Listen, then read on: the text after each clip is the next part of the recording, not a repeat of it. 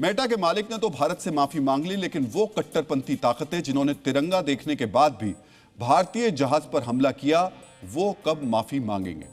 और क्या उन्हें माफ करना चाहिए या फिर बदला लेना चाहिए? ये सवाल हम इसलिए उठा रहे हैं क्योंकि लाल सागर में भारतीय जहाज पर हमला हुआ है। उस जहाज पर हमला हुआ जिस पर तिरंगा लहरा रहा था। ईरान और अमेरिका के बीच जब से युद्ध शुरू हुआ है, तब से अब तक पहली बार किसी भारतीय झंडे वाले जहाज पर हमला हुआ और उसे डुबो दिया गया। भारतीय झंडे वाले जिस जहाज पर हमला किया गया उसका नाम है फैज़-ए-नूर-ए-औलिया। यह जहाज सऊदी अरब के नजदीक से निकलकर लाल सागर में पहुंचा था। लाल सागर में ही इस जहाज पर हमला किया गया। हमले में जहाज को भारी नुकसान पहुंचा और जहाज डूब गया। हालांकि जहाज पर सवार सभी 14 नाविकों को सुरक्षित रेस्क्यू कर लिया गया है। इस जहाज में एक विदेशी और 13 भारतीय नागरिकता वाले नाविक सवार थे। इस वक्त आपके टीवी स्क्रीन पर उस हमले की तस्वीरें भी चल रही हैं जिन पर भारतीय झंडा लगा हुआ था। वीडियो में आपको साफ दिखेगा कि धमाके के बाद जहाज से काले धुएं का गुबार उठ रहा है। ये काला धुआं बताने के लिए काफी है कि जहाज पर बड़ी मात्रा में विस्फोटक वाले हथियार से हमला किया गया। भारत सरकार ने इस हमले की निंदा करते हुए एक बयान भी जारी किया है। भारतीय विदेश मंत्रालय ने अपने बयान में कहा है, हॉर्मुज और लाल सागर में व्यापारिक जहाजों पर हमले तत्काल प्रभाव से रुकने चाहिए। समुद्र में स्वतंत्र और सुरक्षित आवाजाही को दोबारा स्थापित करना अब बेहद जरूरी हो गया है। जहाज से रेस्क्यू किए गए भारतीय नाविक फिलहाल यमन में हैं। भारत सरकार की प्राथमिकता इन नाविकों को सुरक्षित भारत लाना है। विदेश मंत्रालय ने इस हमले से किसी देश या गुट को नहीं जोड़ा है, लेकिन यमन की मान्यता प्राप्त सरकार ने इस हमले के पीछे हूती लड़ाकों का हाथ बताया है। आखिर हूती लड़ाकों को हमले से क्यों जोड़ा जा रहा है, अब आप ये भी समझ लीजिए। जिस जगह भारतीय झंडे वाले जहाज पर हमला हुआ वो यमन के हुदैदा बंदरगाह से सिर्फ 24 किलोमीटर दूर है। हुदैदा बंदरगाह पर हूती गुट अंसार अल्लाह का कब्जा है। पहले गाजा और अब जारी ईरान युद्ध के दौरान हूती गुट ने हुदैदा बंदरगाह से 134 हमले किए हैं। हुदैदा बंदरगाह पर हूती लड़ाकों का हथियार डिपो और ड्रोन लॉन्चिंग केंद्र भी स्थित है।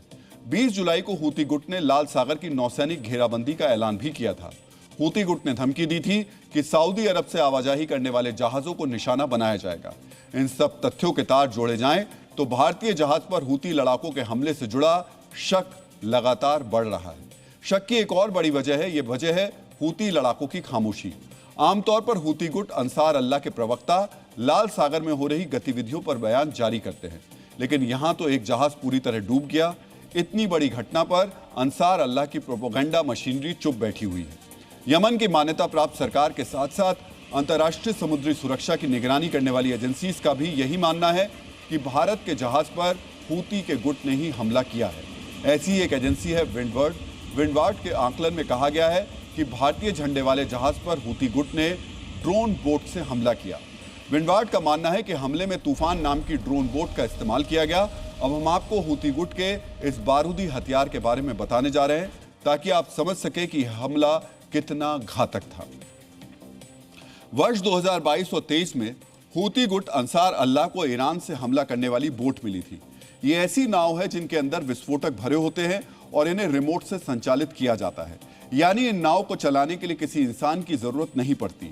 हूती आतंकवादियों के पास जो ड्रोन बोट है उनके अंदर 1500 यानी 1500 किलोग्राम तक विस्फोटक लोड किया जाता है और फिर इन्हें टारगेट किए गए जहाज की तरफ रवाना कर दिया जाता है।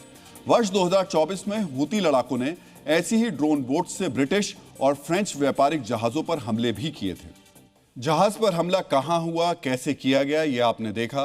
अब सवाल उठता है कि आखिर भारतीय झंडे वाले जहाज पर हमला क्यों किया गया। जैसा कि हमने आपको बताया कि हूती गुट ने लाल सागर की नौसैनिक घेराबंदी कर रखी है।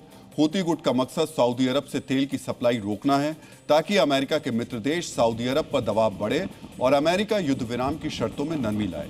इसी वजह से हूती लड़ाकों ने 20 जुलाई से लेकर अब तक लाल सागर में 4 जहाजों पर हमला किया है। इन हमलों में भारतीय झंडे वाले जहाज पर अटैक भी शामिल है। Washington institute for near east policy ने लाल सागर में हुए हमलों को लेकर एक रिपोर्ट तैयार की है।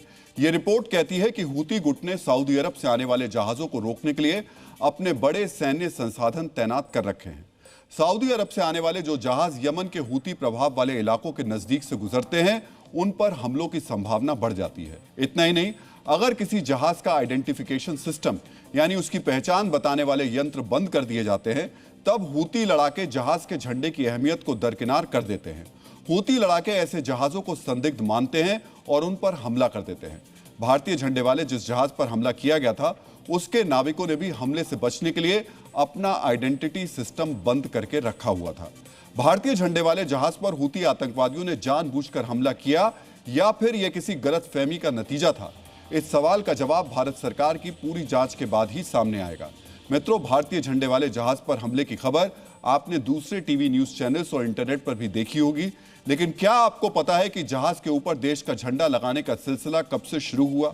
आखिर क्यों समुद्र में घूमते जहाजों पर झंडा लगाने की जरूरत पड़ी? चलिए हम आपको इतिहास के इस अध्याय से भी अवगत करा देते हैं। जहाजों पर देश का झंडा लगाने का सिलसिला सदियों पुराना है, लेकिन इसे राष्ट्रीय नीति के तौर पर 16वीं सदी के दौरान ब्रिटेन ने अपनाया।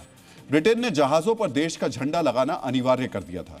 झंडे की वजह से ब्रिटिश नौसेना के सैन्य जहाजों का पता चल जाता था कि समुद्र में जो जहाज दिख रहा है वो दुश्मन है या फिर समुद्री लुटेरों का कोई जहाज तो नहीं है। ब्रिटेन के बाद उपनिवेशवाद के दौर में दूसरे देशों ने भी यह तरीका अपनाना शुरू कर दिया। वर्ष 1958 में हुई जिनेवा समझौते में जहाजों पर झंडे को अंतर्राष्ट्रीय मानक बना दिया गया।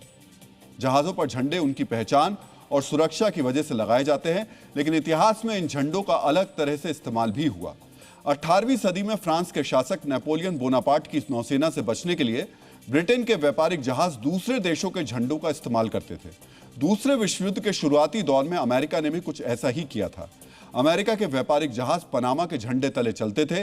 इन जहाजों से मित्र राष्ट्रों को सैन्य मदद भेजी जाती थी। इस तरह अमेरिका ने यह दिखाया कि युद्ध में वो निष्पक्ष है, साथ ही मित्र राष्ट्रों को मदद भेजने का सिलसिला भी जारी रहा था। हिंदवी स्वराज के संस्थापक छत्रपति शिवाजी महाराज तो जहाजों पर लगे झंडे को साम्राज्य के सम्मान का प्रतीक मानते थे। छत्रपति शिवाजी महाराज कहते थे, मराठा साम्राज्य का कोई भी जहाज भगवा ध्वजा के बिना नहीं निकलना चाहिए। भगवा ध्वजा हमारे साम्राज्य का सम्मान है। अगर ध्वजा को नुकसान होता है तो वो मराठा साम्राज्य के सम्मान का हनन है। इसलिए हर नाविक के लिए यह आवश्यक है कि मुमरते दम तक अपने जहाज की भगवा ध्वज की रक्षा करें। यानी मित्रों, मराठा साम्राज्य में सम्मान की सुरक्षा प्राथमिकता थी। आज ईरान के युद्ध की वजह से समुद्री सुरक्षा बड़ा मुद्दा बन गई है। हॉर्मुज और दूसरे तेल रूट्स की सुरक्षा दोबारा स्थापित करने की तरफ एक और कदम बढ़ाया गया है। इस नए प्लान में अमेरिका, ईरान और ओमान शामिल है। ईरान और अमेरिका ने तय किया है कि 60 दिन तक हॉर्मुज को पूरी तरह खोला जाएगा, यानी ना तो ईरान और ना ही अमेरिका हॉर्मुज की घेराबंदी करेगा। जो प्लान बनाया गया है उसके मुताबिक अमेरिका अपने हमले पूरी तरह बंद कर देगा। बदले में हॉर्मुज से ईरान अपनी नौसेना को पीछे हटाएगा। जो जहाज तेल लेने आएंगे उन्हें ईरान की समुद्री सीमा से एंट्री मिलेगी। तेल लेने के बाद जहाजों को ओमान की समुद्री सीमा से निकलना होगा। इस अंतरिम प्रस्ताव में यह भी तय किया गया है कि 60 दिन तक जहाजों से कोई टोल या फीस नहीं ली जाएगी। अगर यह अंतरिम प्लान कामयाब रहा तो इसकी मियाद बढ़ाई जाएगी। इस खबर के बाद तेल के संकट से जूझती दुनिया ने राहत की सांस ली।